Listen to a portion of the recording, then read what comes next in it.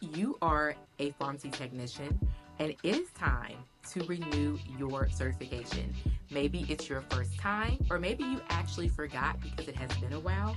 Either way, I have you covered. We're going to get this done in one day. So let's get into it.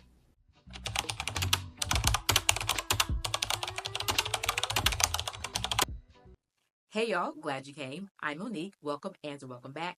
Today we're talking all things pharmacy technician certification renewal. So if you are a certified pharmacy technician, you have to actually keep your certification biannually in certain states. So your state may be different, so just check. But in my state, it has to be done biannually every 2 years. We have to go in and do some continuing education in order to keep our certification and pay a little bit of money. Okay. So we're going to go through this step by step. There are basically three things that need to be signed into, completed, and done. It's going to help you get this done in one day. So the first thing you want to do is you want to take note of when your certification actually expires. Now, ideally, you want to actually be recertifying before that date. So let's say that your date is April the 30th, right? So don't wait until the last minute if you can. I know it happens, but if you can, try to actually start working on your certification renewal on March 1st or between March 1st and March 30th. The reason I say this is because it will save you some money. If you happen to wait until between the 1st and the 30th to renew, depending on where you live, your state, you may have to pay a late fee. We're trying to avoid paying them extra money, okay? We keep the money in our pockets. I've been there. I understand. So what we want to do is we want to see when it expires. Okay, you know that? Very good. The next thing you want to do is you want to basically open up three platforms. The very first platform is ptcb.org. Open that up. And then we want to open up the nabp e-profile. Open that up. And then third, we want to open up powerpack.com. The reason I say powerpack.com is because that is where the actual continuing education credits are. Okay. All right. So now a quick tip here is to always jot down your username and password for all three of these platforms because I promise you, I've been doing this for a while now. Every time I forget my password. Every time. Okay. So, you know, try to sign in on the same computer you're going to be using. Like I know for me, I might be using my laptop or my iPad. It will save your password, but try not to rely on that and just write it down because it would save you time. And if you have to use a different device, like if you're traveling or anything like that, you need to get it done fast, like we said, in one day, you need to know these things. So jot them down somewhere safe, lock them in a note somewhere, just keep them on hand because if you know, you know. You're going to get there and be like, oh man, what email did I use 2 years ago? I don't even know. So don't do that. Okay, so we got that covered. You're going to have your username and your password. I know you are. You're good. All right, so on ptcb.org, let's talk about that first. I'll put it on the screen. ptcb.org. It will also be a link in the description section below the video. This is where you want to start because according to your state, you're going to have requirements, right? So like in my state, in order to recertify, I have to have 1 hour of law and 1 hour of patient safety within my 20 hours that are required. So I'm required to have 20 hours of continuing education credits, and one of those hours has to be law and one has to be patient safety. Okay, so that's simply for me to renew my certification. If you let this go on past the actual deadline and you, like, let's say that yours was April the 30th and you forget and you don't recertify until June or July, just know that that is, more work. It requires more CEs. It also requires more money. Okay. And you don't want to really play in that water because it can get kind of, muddy.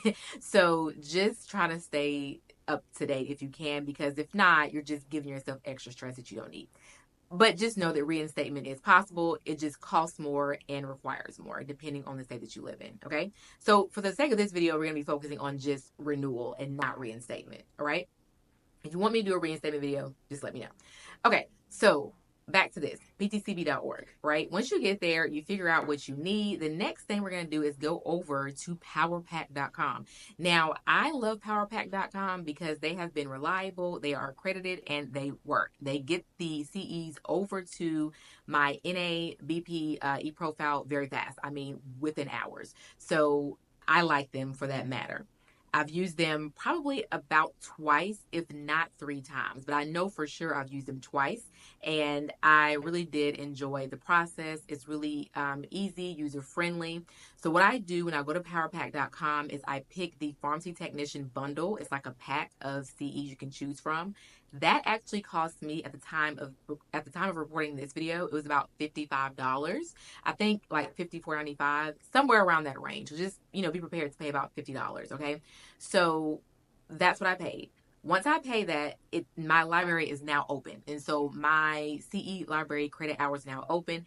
And majority of these credits, if not all these credits, are going to expire in 2028. That's very important because remember, this is a biannual thing. So like if you are applying in 2025, you want your CEs to expire in 2028.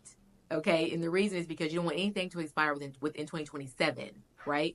So that's the good thing about Power Pack too. They keep up to date with that, and usually, your stuff is going to expire well after it's time for you to actually renew again. So hopefully you follow that train of thought. So they're going to show you when that CE expires. They're going to give you, the CE. You click on it. Again, remembering to start with what you need. So if you need 1 hour of law and 1 hour of patient safety, go ahead and start with those. Okay. And then after that, go ahead and pick what you want to learn. And you will learn.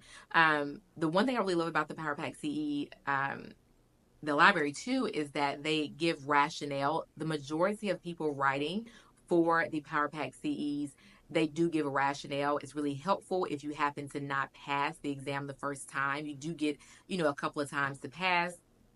If you don't pass the first time, it's fine. Go back and read your rationale. And I say read it because you actually will learn when you read rationale. I know I picked up on a few things this time around that I did not know. And so read your rationale and then retest, okay? So I do think the majority of them do have the rationale. I did run into one that did not have rationale. So, but it wasn't a big deal because I had, a lot to choose from, so it was fine. But I do like that. It helps me get it done a little bit quicker if I happen to make, a grade that's like a little bit below the passing grade. I can go into rationale, learn it, and then take my test again. Okay. So I just want to go ahead and put that out there. Again, like I said, I don't know if every CE even requires a rationale, but I like the fact that they do have them. But the article is there for you to read. Now, once you have all these credit hours, it's going to show for you as you're taking your CEs. I'm going to put a picture right now so you can actually see what it looks like at the corner as you're taking your CEs. It's going to start adding those up for you. Once you get to 20 and you have your required law and required patient safety, you're done. They have then reported that to the nabp profile, and you can actually go and double check that by signing in to your nabp profile to make sure that all of your credits have lined up. Now, give it some time. When I say time, I mean give it at least, probably 3 or 4 hours or maybe overnight if you start this process at night. And the reason I say that is because it takes a little bit of time for it to actually calculate in the nabp profile. So nabp, yeah, hopefully I'm saying that correctly. So once it, calculates in there, then it's going to report back to ptcb.org, and then you'll be done, right? And so there are some processes to go through. Once you finish the Power Pack CE, you have to go back over to ptcb.org. Okay, go back over there, finish up all of the questions they ask you. They're going to ask you a series of questions. It's not many. Go ahead and mark through that, complete that, whatever you need to do, put your signature, all the things, and then that's it. Now, the reason I say to do this in a day, because it was done in a day. I started this process late in the evening. By the time I woke up the next morning, it was a weekday. So keep that in mind, not a weekend, a weekday. By the time I woke up the next morning, it was done. My certification was accepted by ptcb.org. Everything was accredited. Everything was done. I had everything I needed, and I'm ready to print off my certificate to take it back to work, right? This happened within 24 hours. So this is possible, right? But just stay on it. Stay ahead of time. Try not to, go past that date. Like I told you, try to keep it between March 1st and March 30th. if you're going to avoid that late fee. Anyway, if you have any questions, let me know in the comment section below. So that is that. I hope this was really helpful for you all that are recertifying for the very first time. Okay. And also, I want to mention too that I do appreciate you guys purchasing the resume PDF downloads from my website. I do have an ebook that I'm going to be writing that is specifically for pharmacy technicians, kind of to have like, it's like, a reference guide when it comes to like measurements and when it comes to data entry and different things like that. I'm in the process of writing that now. If you are interested in that and you watch into this part of the video, go ahead in the description section below the video and sign up. Okay. There'll be a sign up link there, and then you'll be the first to know when it actually launches. All right. So, with all that being said, I hope you guys have a productive and peaceful rest of your day, and I will talk to you on the next upload.